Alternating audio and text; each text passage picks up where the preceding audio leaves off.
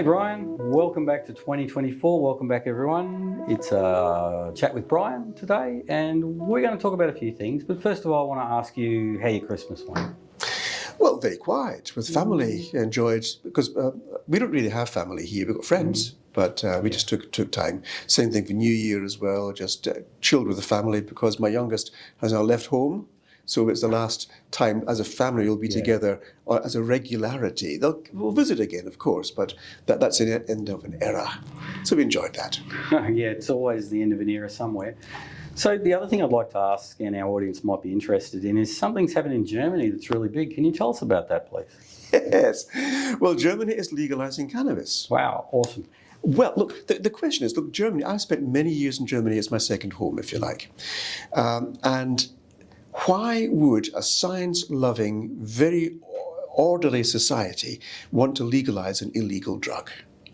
That's an important question. It is. Well, because it's the right thing for the people. I was speaking to Burkhard Blinert in November 2022, visiting. He's a major ex-Bundestag member, the representative for Germany at EU and UN level for alcohol and other drugs. And what he was saying is, we're doing this to keep the young ones safe, to keep the population safe. Because treating cannabis differently to alcohol is a recipe for disaster. Alcohol itself is a disaster, mind you, but cannabis is far, far safer. And they've taken that on board. That's the science. And they're following the science logically as the Germans do. So now it's legal. Limited, of course. You can't have 1,000 plants, but it's within limits. And the Germans, you see, when they do things, they do things really well. And so they've squared the round hole. They've got the UN on board, the EU on board, and their right-wing radical parties have agreed to it as well, the CDU, CSU, which were a big fly in the ointment. So yes, they've managed that. Awesome. It's amazing. And now that Germany has managed to do that with the EU, do you think Australia will follow suit? Oh, it would take an awful big stick for politicians in Australia to get some common sense. Okay. Look, the science is not something that matters really in Australia. It's perceptions of science, perceptions of truth. And they're so far, cannabis is bad. The other things that they're stupid about, vaping, for example. Vaping is going to kill. Nonsense. It's saving lives. If we allowed vaping in WA, we'd save 200 lives a year. Wow, that's a lot. 200 lives a year we'd save if we allowed proper, scientifically approved vaping.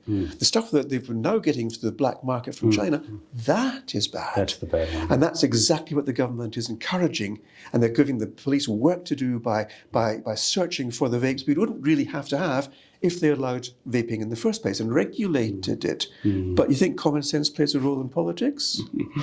Out of your mind. Yeah, we do say in the behavioural world there's no such thing as common sense, only constructed reality. So, yeah.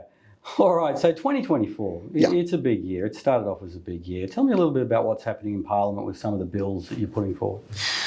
Well, the first thing that happened, actually, is the Leader of the Opposition in the Upper House was canned. Because, yes, because he had the temerity to actually use Brian Burke as someone who might be able to help his constituents, doing his job in politics of serving his constituents. He shouldn't speak to that man. Well, he's a criminal. And? Okay, so we shouldn't speak to him. He can help. Why not? Because the perception is he's so bad we shouldn't speak to him. Virtue signalling without the virtue behind it. Yes. And so this is one of the problems. So now we're getting into the political fight with the election coming up next year. The knives are out. Any edge we can get there, it's very, very negative. So truth is actually going to be a victim of this, isn't it? Okay. It's like all war. The first casualty of war is truth, isn't it? Yes. And that's what we've got. Fake news, false flags, all of that lot. So how are you, tell me a little bit about your ethics for this year, what you really think is important to you, what's important to the party, and of course, what's important to the people. Well, people think we're a single issue party with cannabis, which nothing could be further from the truth. But that's front and centre because that's what our name says. We're actually far more interested, not so much in the policies, but in the values which underpin the policies. Fairness, justice. For example, we'd like a society where people are allowed to be free. We are not in a free society. We're oppressed by politicians. We're oppressed by the stupid legislation. We're oppressed by a punitive police force who are doing a good job as well as they can, but there's elements of oppression there. We're oppressed by our neighbours. Take, for example, this man who defended himself and his wife. A burglar came in, and he had a weapon. He shot the man, okay, who was broken into his house, was naked in his daughter's bedroom. Okay, he's now going to face problems because he used a weapon against a burglar who was assaulting his family. Yeah. Wow. I know. Wow. I mean, so the concept when you have a burglar coming in, we can't actually take action. If they break a leg, we get sued because we've damaged the burglar coming into a house. Where is the justice? I don't know. And so these are the things which affect me. I'm looking for how can we serve the people with the values we've got. The policies, they come from the values. And so we're looking here at individual freedom of right. We're looking here for getting good wellness in our society. We're looking here for getting good legislation in our society based on the rights of people. Health, for example, wellness. One of our areas there is a system which is failing, and the status quo is being used to maintain a failing system. Take, for example, we had the news, these civil servants getting paid a huge increase. They didn't call it a salary increase, a structural redevelopment, because a structural redevelopment. I'd like a structural redevelopment too. Okay, but these are the people who their main function is to stop progress. We're going to keep doing things the way they've always been done because they've always been done. That's it. And so that is the enemy of innovation. That's the enemy of progress. And we're paying them more to keep things the way they were in the past. Absolutely. That's wicked. It's evil. It really is wicked. So what I would like to focus on this year is an attack against the status quo. We need to think differently. We need to think innovatively. We need to have the courage to rethink our safe thoughts. Absolutely. And that's what I want to be. Absolutely. Maybe a good campaign slogan, think differently. Think differently, yes. And because what we're seeing is that whichever party you choose is more of the same. If you choose more of the same, you're going to get the same. Do you want the same? I sincerely hope you don't. And if you want something different, you've got to choose something different. Exactly. Be brave. Don't vote for the people your parents and grandparents voted for.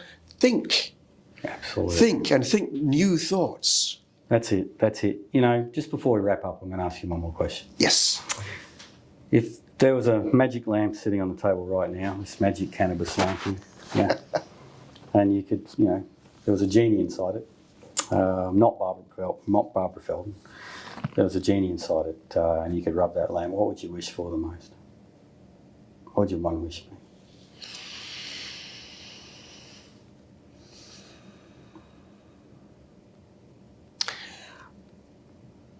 You know how the classic Miss World or Miss Universe competition, what would you want? I want world peace. It's not too far from the truth. What I'm looking for is the threats of conflict, international, national and state level conflict, the conflict with neighbours over the fence, the conflict about different policies. I'd like conflict to be deconflicted. Okay. I think that's great.